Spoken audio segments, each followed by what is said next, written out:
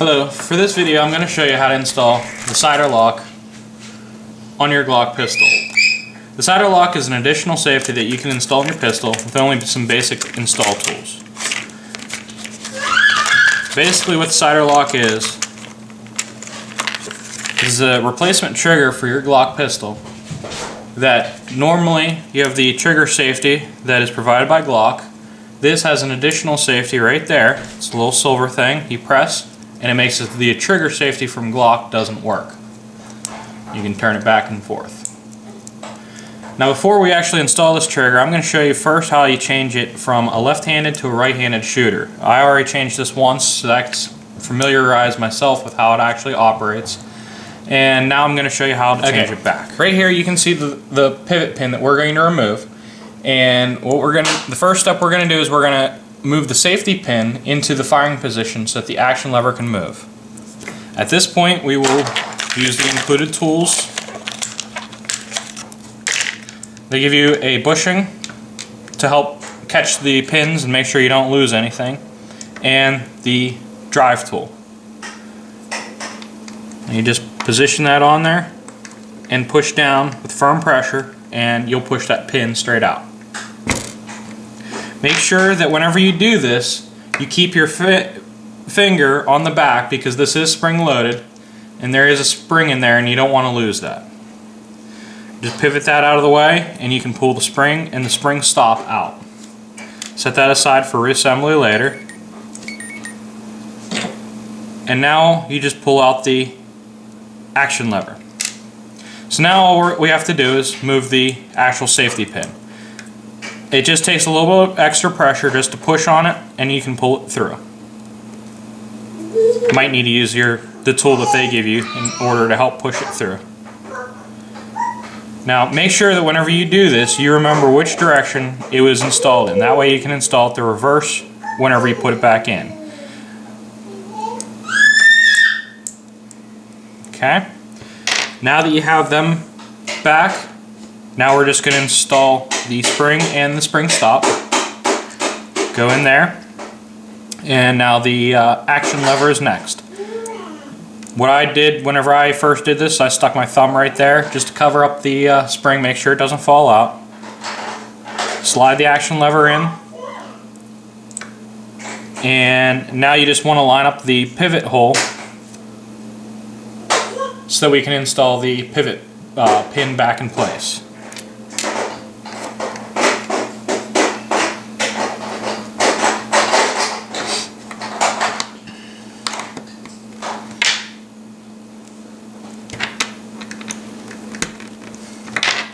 Okay, now the pivot pin is back in place and we can check our work, make sure it works right. As you can see right now it is in the non-firing position and it is locked. Move it to the firing position. Now it's working normally. Now we're ready to install this into our pistol. Now first, want to make sure it's safe. As you can see, nothing in there. It's empty. And you're going to break the gun down. Now, basically what you want to do is you want to completely remove, you're going to remove the 3 pins here, here, and here, so you can basically take down the gun. If you're not real familiar with doing it, it's not too difficult to do. You can use the tool that they give you just to push out the pins. I kind of do it my own way. It's the way that I was shown whenever I bought the gun, and it seems to work out pretty well for me. If you have any other questions about it, just leave a comment and I can always give you some pointers on how to take it down. Okay, once you get all the pins, you're going to remove the stop block, and then you can actually remove the trigger assembly. Now, you can try what I did, which is I actually ordered a whole new trigger bar assembly. This is actually the trigger bar assembly that I ordered. The only issue with this that I have is that for some reason this trigger assembly or trigger bar does not work in my gun. It says it's the right thing for the gun, but whenever the slide racks, it does not always push the trigger forward properly, so it's not ready to fire. So I decided to just use my original trigger bar assembly rather than having to wait for another one to get here. And there's a reason why I had ordered the original trigger bar, and I will show you that in just a moment. If you take a look at your original trigger bar, you will find that there is what they call the subjection pin. It is right here. This is what actually attaches it to the trigger bar itself. On the back side of the stock Glock pistol, now this one I've driven out once. You can see that there's a hole here.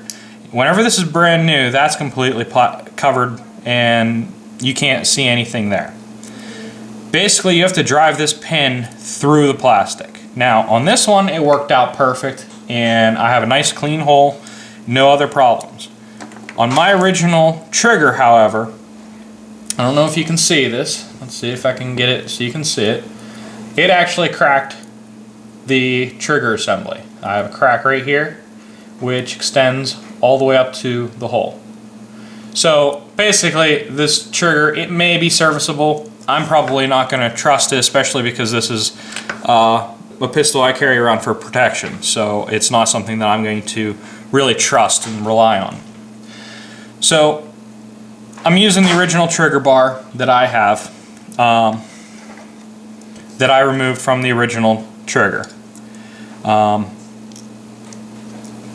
Basically, all you do is after you remove the trigger, you're going to reassemble the pistol for the most part. I know this seems kind of weird because you're not actually installing the trigger yet. That's actually by design. The way the frame is the way the receiver is, this hole that the trigger drops down into normally, with the safety pin in place, it does not drop into place. So you have to actually install it after the fact, which does make it a little more difficult, but once you get the hang of it, it's really not that big of a deal. Alright, so now we're going to reinstall everything. What I have found works the best is to leave this part out first, and the first thing you're going to do is you're actually going to put the trigger pin in. What I did the first time I did this, I tried getting it in, put this in place, and then try and line it up, and it makes it a little difficult. You just take the pin that goes in here, and just temporarily we're going to put it in there just to kind of hold it all in place for assembly. It doesn't have to go in all the way. You still have your magazine eject, or the slide release lever that needs to go in there anyways, so that's going to come back out in a minute. From here now, you can see that it's much easier just to slide that into place and drop the block down into the receiver. This works out a lot easier than trying to do it any other way that I've tried.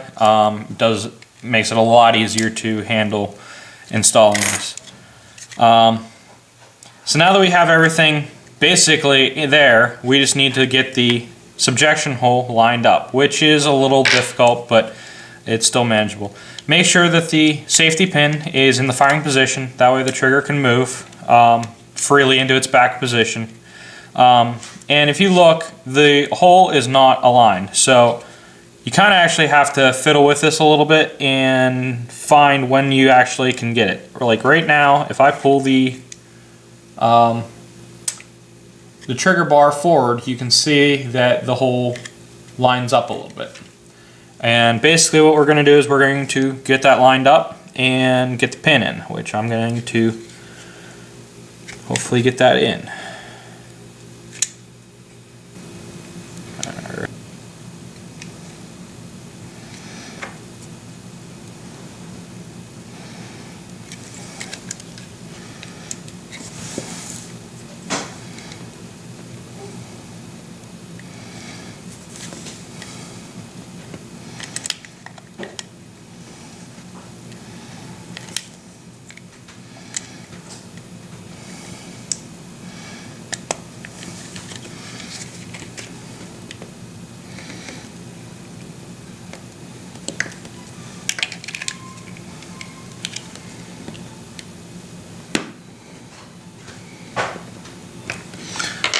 Alright, now we got the trigger bar connected properly to the trigger, and you can see that it is definitely connected properly. Now we can finish reassembling the pistol. Remove the pivot pin and reinstall your slide stop.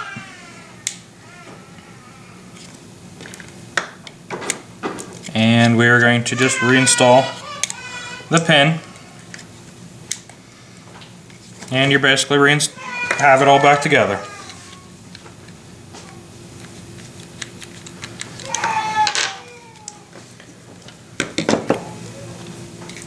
Alright, so now that we got everything in the receiver back together, we can finish reassembling the gun. And for that, we just basically slide it together.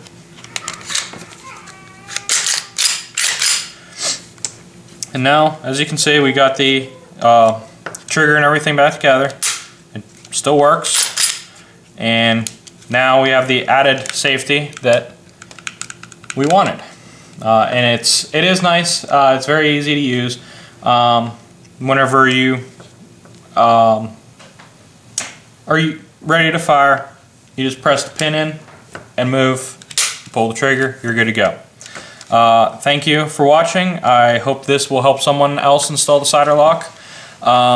It's a great product. I know some people disagree with the idea of having the extra safety, and I know it's a Glock, you shouldn't need it, it has safeties. Me personally, I felt this was the proper decision for me and for how I carry. I know that other people will probably find it the same way.